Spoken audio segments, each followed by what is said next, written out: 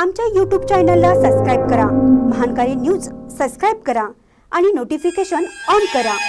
Notification on केल्यामुळे आमचे update आपल्यापर्यंत सतत पोहोचेल। कत्तीबंधूंचे लोकसभा निवडणुकीत संपूर्ण आम्हाला सहकार्य, आमदार सौ शशिकला जोल्ले कत्तींच्या भेटीला जोल्ले। आगामी होणाऱ्या लोकसभा निवडणुकीसाठी भाजपाचे अधिकृत उमेदवार सहकार नेते अण्णासाहेब जोल्ले यांच्या विजयासाठी कत्तीबंधूंचे संपूर्ण सहकार्य आम्हाला असल्याचं खुद्द आमदार यांनी सांगितलं असल्याचे आमदार सौ शशिकला जोल्ले यांनी सांगितलं। आज सकाळी मी आणि नेते अण्णासाहेब जोल्ले यांच्या भेटीला गेलो होतो। कोणत्याही प्रकारची नाराजी नसून पक्षाने दिलेले निर्णय मान्य असून चिकोडी लोकसभा काँग्रेस मुक्त करण्याचा संकल्प आपण सर्वांनी करूया असंही आमदार उमेश कत्ती यांनी सांगितलं असल्याचं आमदार सौ शशिकला जोल्ले यांनी सांगितलं। पत्रकार बैठकीत कत्तीबंधू यांच्याबद्दल आमदार सौ जोल्ले यांना छेडले असता ही माहिती दिली। चिकोडी लोकसभेसाठी उमेदवारी अण्णासाहेब जोल्लेंना मिळाल्याने कत्तीबंधू नाराज असल्याचा अफवा पसरवत आहेत, त्यात काही तथ्य नसल्याचं ही आमदार सौ शशिकला जोल्ले यांनी सांगितलं। महानकर न्यूज साठी चिकोडीहून शिवाजी भोरे। MLAs ಡಿಫಿಟೆಡ್ ಕ್ಯಾಂಡಿಡೇಟ್ಸ್ ಇದ್ದಾರೆ ಮತ್ತು 8 ಕ್ಷೇತ್ರದಲ್ಲಿ ನಮ್ಮ ಭಾರತೀಯ ಜನತಾ ಪಕ್ಷದ ಸಂಘಟನಾ ಮುಖಾಂತರ ಬಂದಂತ ಎಲ್ಲ ಕಾರ್ಯಕರ್ತರು ಕೂಡ ಪ್ರತಿಯೊಂದು ಕ್ಷೇತ್ರದಲ್ಲಿದ್ದಾರೆ।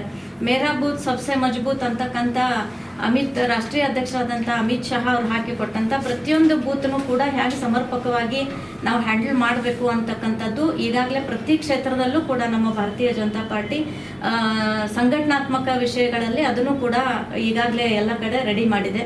ಇದರ ಜೊತೆಗೆ ಅಲ್ಲಿ ಇರ್ತಕ್ಕಂಥ ನಮ್ಮ ಪದಾಧಿಕಾರಿಗಳು ಮತ್ತು ಸ್ವತಂತ್ರ ಅಭ್ಯರ್ಥಿಗಳಿರ್ಬೋದು, ಅದರ ಜೊತೆಗೆ ನಮ್ಮ ಸಂಸ್ಥೆದು ಕೂಡ ಎಲ್ಲ ಕಡೆನೂ ಶಾಖೆಗಳಿರೋದ್ರಿಂದ ಅಲ್ಲೂ ಕೂಡ ಎಲ್ಲ ರೀತಿಯಾಗಿ ನಾವು ಸಂಘಟನೆಯಲ್ಲಿ ಮುಂದಿದ್ದೀವಿ ಅಂತಕ್ಕಂಥ ಮಾತನ್ನ ಹೇಳೋದಕ್ಕೆ ಇಷ್ಟಪಡ್ತೀನಿ। ನಾವು ಸಂಘಟನೆ ಮುಖಾಂತರ ಮಾಡಿರುವಂತಹ ಮೇರಾ ಬೂತ್ ಸಬ್ಸೆ ಮಜಬೂತ್ ಇದು ಇರ್ಬೋದು, ಅಥವಾ ನಾವು ಮಾಡಿದಂತಹ ಒಂದು ಸಮಾಜ ಸೇವೆನೂ ಇರ್ಬೋದು, ಮೋದಿಜಿ ಅವರು ಮಾಡಿದಂತಹ ಮಹತ್ತರವಾದಂಥ ಕಾರ್ಯಗಳಿರ್ಬೋದು, ಇದನ್ನೆಲ್ಲನೂ ನೋಡಿದಾಗ ನನಗೆ ಇದರಲ್ಲಿ ಹಿನ್ನಡೆ ಆಗ್ತದೆ ಅಂತಕ್ಕಂಥ ವಿಶ್ವಾಸ ಇಲ್ಲ।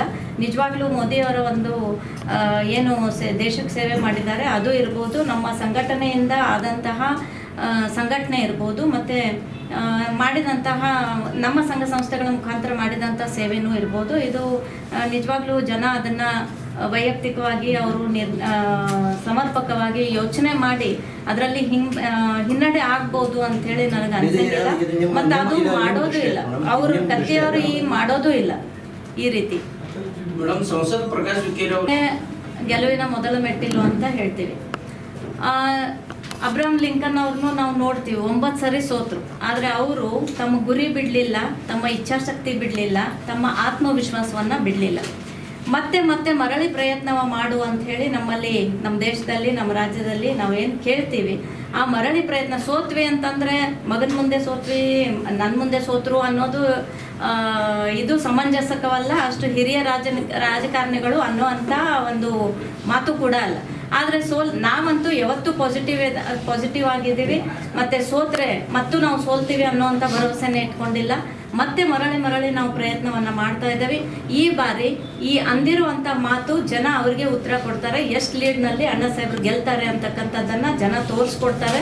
ಅದು ಜನರ ಹತ್ರ ಬಹಳ ದಿವಸ ಅವರು ಅನ್ನೋದು ಅವರು ಮಾಡುವಂಥ ಕಾರ್ಯಗಳನ್ನು ಎಲ್ಲ ಜನ ಈಗ ಮುಂಚೆ ಥರ ಯಾರೂ ಅಂದರೆ ಅಶಿಕ್ಷಿತರಿಲ್ಲ ಅಥವಾ ಯೋಚನೆ ಮಾಡುವಂಥವ್ರು ಇಲ್ಲ ಅಂಥೇಳಿಲ್ಲ, ಆದರೆ ಈ ಬಾರಿ 100% ಅಣ್ಣ ಸಾಹೇಬ್ರು ಗೆಲ್ತಾರೆ ಅನ್ನೋವಂಥ ವಿಶ್ವಾಸ ಇದೆ।